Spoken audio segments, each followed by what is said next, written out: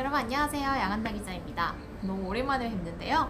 최근 시장에서 이슈가 또 되고 있는 게 알벤다졸 관련주, 펜벤다졸 관련주 이런 애들 있잖아요. 제가 그래서 지난주에 기사도 쓴 김에 유튜브에도 올려보면 어떨까 싶어서 영상을 찍게 됐습니다. 이번 이슈의 발단은 한 유튜브에서 미국인 남성 조라는 분이 그 강아지 구충제를 먹고 암이 나았다라는 영상을 올리면서 환자분들을 비롯해서 시장 관계자들까지 관심을 가지면 암을 낳게 해줬다라고 이제 그 얘기가 되는 강아지 구충제의 성분은 펜벤다졸입니다. 그럼 알벤다졸은 뭘까라고 한다면 그 펜벤다졸과 알벤다졸 이런 애들이 같은 벤즈이미다졸계라는 그 카테고리에 묶이는 애들로 작용 기전이 비슷하다고 해요. 그래서 펜벤다졸로 암이 나왔다면 알벤다졸도 가능성이 있지 않을까 이런 기대감이 이제 적용이 된 것 같아요. 이 펜벤다졸이 정말 항암제로 발전이 될 가능성을 기대를 할 수 있을까? 그리고 이 알벤다졸이 그런 펜벤다졸을 대체할 수 있는 그런 가능성이 있을까가 궁금해졌는데요. 그래서 이 분야에 관심이 깊으시고 또 연구를 하고 계시는 약사님에게 여쭤봤습니다. 알벤다졸과 펜벤다졸이 암 세포 단위에 닿았을 때 항암 효과가 있다라는 자료는 많이 나와 있습니다. 그런데 문제는 이게 쥐한테 실험을 한데 그쳤다는 건데요. 이게 사람한테 이 약이 들어갔을 때는 생체 이용률이 떨어진다는 게 문제라고 합니다. 그 성분을 섭취를 했을 때 생체 내에서 여러 가지 효소 작용들이 있잖아요. 그래서 어떤 애들은 또 위에서 흡수가 되어버리고 또 어떤 애들은 간 대사 이런 작용으로 없어져 버리고 하기 때문에 이게 그런 여러 작용을 거쳐서 세포 단위까지 조달이 되는 게 어렵다고 해요. 그래서 그게 가능하게 만들 수 있을지에 대한 실험이 해외에서 활발하게 일어나고 있는 것 같습니다. 존스 홉킨스를 비롯해서 연구가 지금 진행 중이라고 하고요. 아직까지 우리나라에서는 관련 실험을 진행 중이라는 정보를 듣지는 못했습니다.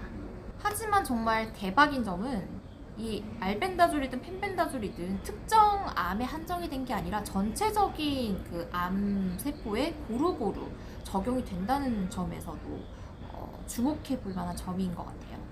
그래서 약사님도 얘네들이 앞으로 항암제로까지의 발전 가능성을 열어두는 입장이셨고요. 또 알벤다졸보다는 펜벤다졸에서 앞으로 더 많은 연구가 활발히 이루어지지 않을까, 펜벤다졸에 더 그 가능성의 무게를 실어두는 입장이셨습니다. 왜 그랬을까요? 이유는 펜벤다졸이 아까 말씀드린 생체 이용률이 알벤다졸보다 더 좋고요. 이게 어떤 의미냐면 약을 10개를 먹는다고 쳤을 때 이 10개 중에 7, 8개 정도가 이제 작용을 한다라고 하면은 생체 이용률이 높다고 볼 수 있고요. 약을 10개를 먹었는데 그 중에서 한 개도 겨우겨우 효과를 냈다라고 하면은 상대적으로 생체 이용률이 떨어진다고 볼 수 있겠죠. 알벤다졸의 경우는 또 간에서 그게 소실되는 게 한 70% 정도 소실이 돼버린다고 합니다. 그렇게 되면 이제 간 수치에도 영향을 미칠 수 있고 하기 때문에 간의 위험도나 안정성이 있어서도 펜벤다졸이 알벤다졸보다 더 낫다고 해요. 그리고 또 덧붙이자면 이 펜벤다졸이 지금 동물 의약품으로 분류가 되어 있고 사람에게는 금지가 되고 있는 약, 그게 크게 의미가 없어 보인다는 의견도 있었습니다. 왜냐면 이 펜벤다졸이 종특이 없다고 해요. 그 종별 특이성이 없기 때문에 개든 고양이든 말이든 소든 초식동물, 육식동물도 가리지 않고 적용이 되고 이게 사람으로 확장 가능성도 얼마든지 있다는 거죠. 펜벤다졸이 환자분의 제약을 상대적으로 덜 받으면서 더 광범위하게 쓰이지 않을까라는 전제로서 이제 연구가 더 활발히 이루어지지 않을까 한다라는 말씀이시죠. 이번에 시장에서 그렇게 주가가 상승을 하고 했던 기업들 대부분이 이제 알벤다졸 관련 기업들인데 얘네가 그럼 나중에 항암제로서 진짜 시장이 열리게 되면 수혜를 볼 수 있을까? 라고 한다면 잠깐의 해프닝으로 끝날 가능성이 높다라는 의견들이 나왔습니다. 이 관련 실험이 일단 돈이 엄청 많이 들어가고 하기 때문에 그런 의과대학이나 어떤 대형 연구기관 차원에서 이루어질 수 있는 실험이지 그 해당 기업들이 이 관련 실험을 진행을 하고 있는 상황도 아니고요. 또 알벤다졸이라는 게 제조를 하기에 그렇게 어려운 약물이 아니라고 합니다. 수익성이 그렇게 높지 않기 때문에 알벤다졸을 취급하는 회사가 많지 않다 뿐이지, 나중에 이게 항암제로서 시장이 열렸을 때 누구든 알벤다졸을 쉽게 제조를 할 수 있는 그 진입 장벽이 높지 않은 약물이라는 거죠. 그래서 지금 알벤다졸 관련 기업들이 나중에 뭐 시장을 독점하거나 할 가능성은 없다라는 얘기죠.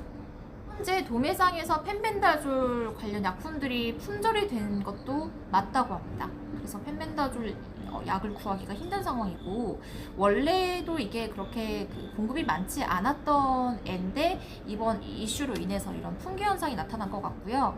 그래서 이 공급을 하던 곳들이 이제 공급량을 늘리기 시작했고, 이달 중에는 이 공급이 풀릴 것으로 예상된다고 합니다. 공급이 풀린다고는 하지만 지금 뭐 식약처도 그렇게 얘기를 했고, 동물의약품협회도 약국에 지금 공문을 막 보내오고 있는 게, 절대로 펜벤다졸을 사람이 섭취할 용도로 판매를 해서는 안 된다 라고 하고 있고, 또 이게 사람에게 어떤 항암제로서의 가능성이 있다는 걸 절대 열어둬서는 안 된다라고 하고 있기 때문에 약사님들에게 가만히 있으라고 해서 저한테도 본인은 익명으로 해달라고 요청을 하신 겁니다. 우리 사람에게 도움을 줄 수 있는 또 하나의 정말 새로운 약물이 나와서 많은 분들에게도 도움을 줄 수 있으면 하는 바람입니다.